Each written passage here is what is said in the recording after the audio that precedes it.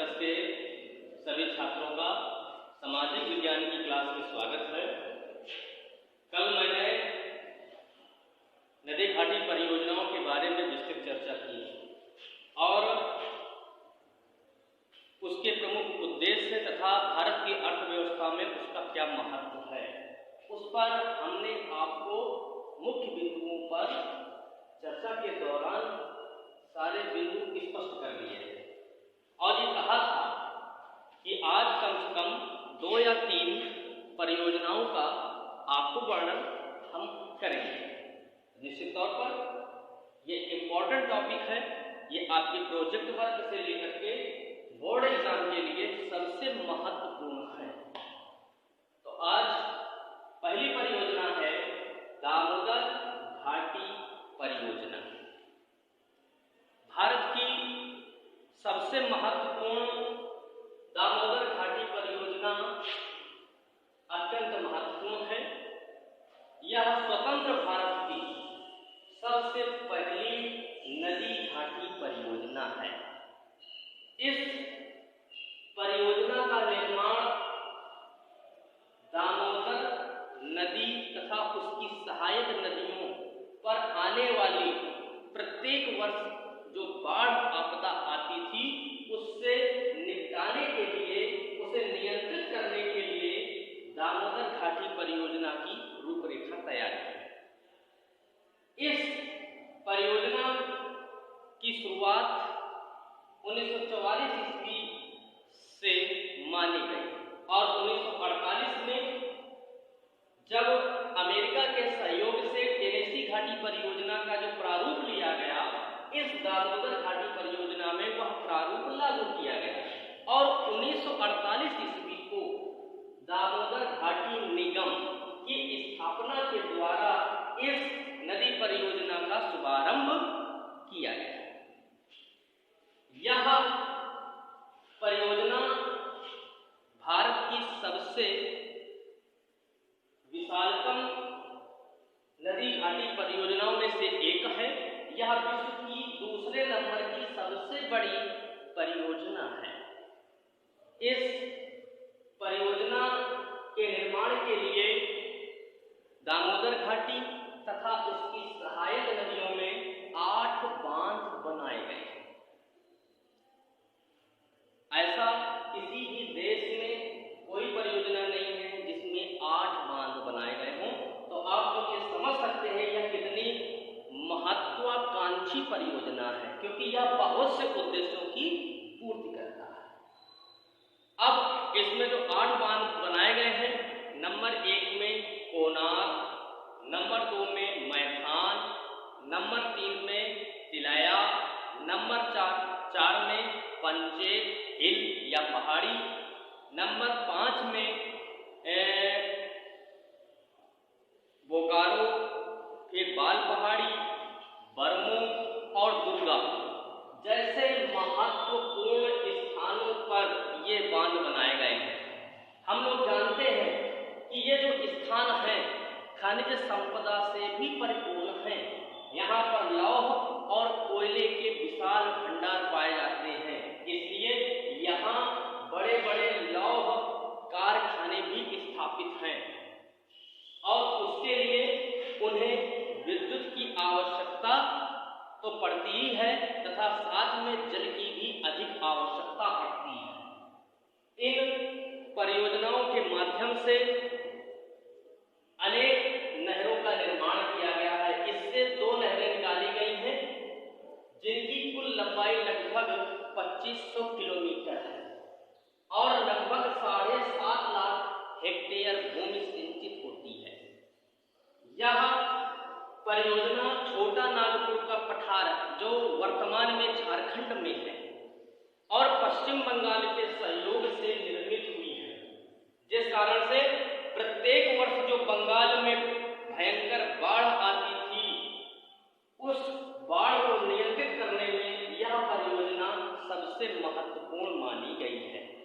यह लगभग 40,000 वर्ग किलोमीटर क्षेत्रफल की भूमि को बाढ़ से तबाह कर देती, जिस कारण से उत्पादन नहीं हो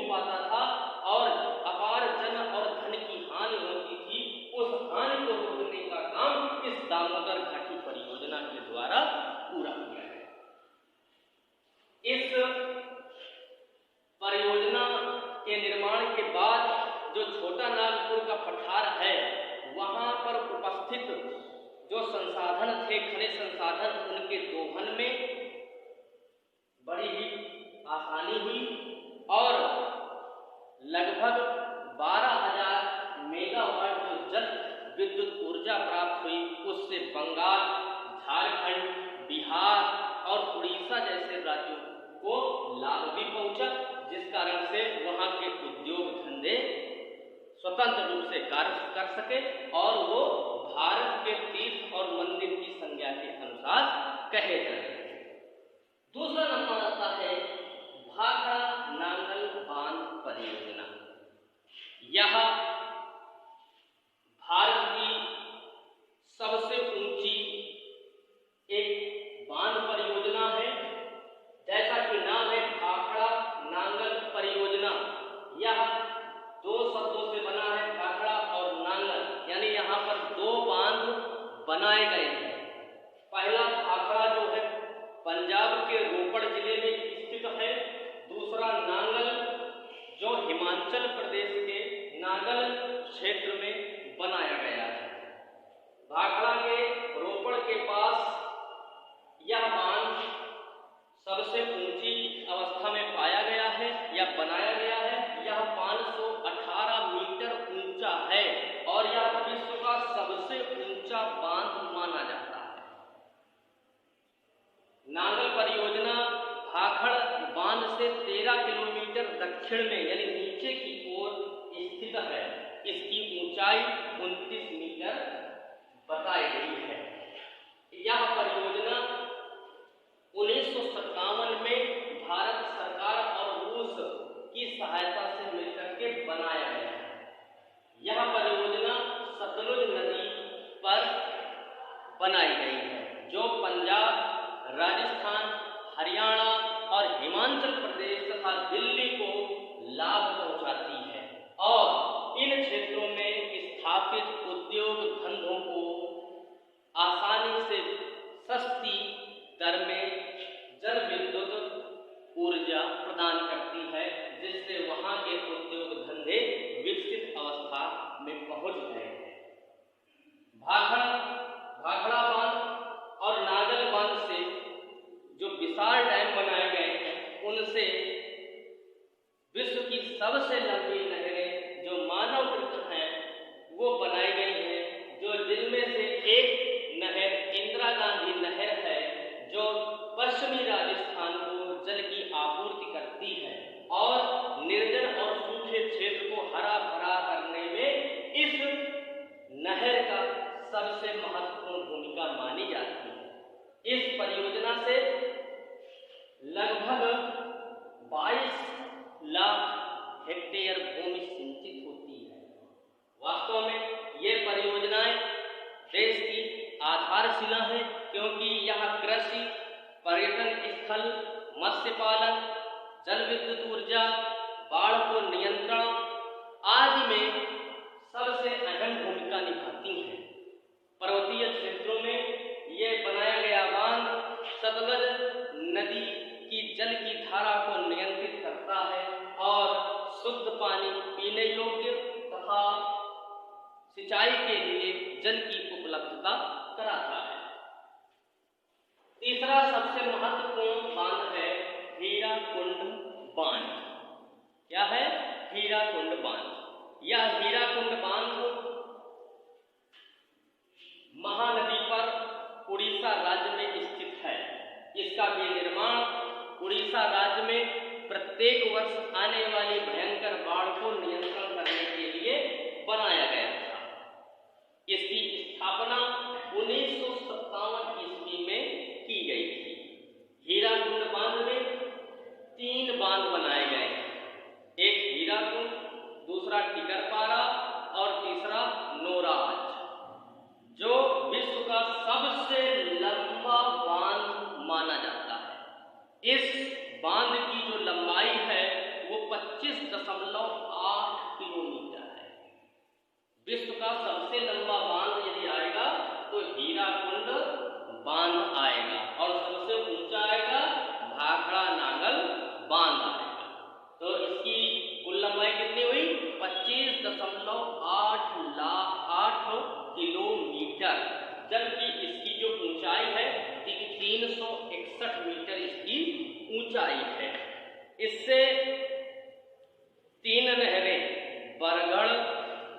केशव और संभलपुर निकाली जाती हैं, जिनसे लगभग 7.5 लाख हेक्टेयर भूमि सिंचित की जाती है और 3.55 लाख किलोवाट विद्युत ऊर्जा उत्पन्न की जाती है। इस परियोजना से उड़ीसा राज्य में राउरकेला लौह इस्पात उद्योग केंद्र को लाभ पहुंचा है। इसके अलावा हीराकुंड का एल्यूमिनियम कारखाना, राजभंगपुर का सीमेंट कारखाना, ब्रजराज नगर का कागज एवं सूती वस्त्र उद्योग विकसित अवस्था में पहुंचे और राष्ट्र के आर्थिक विकास में अपना योगदान निरंतर दे। हीराकुंड बांध महानदी की भयंकर बाढ़ से मुक्ति प्रदान करने के लिए बनाया गया था और उसने अनेक कृषि योग्य भूमि को उपलब्ध कराकर कृषि के उत्पादन में आशातीत वृद्धि की है।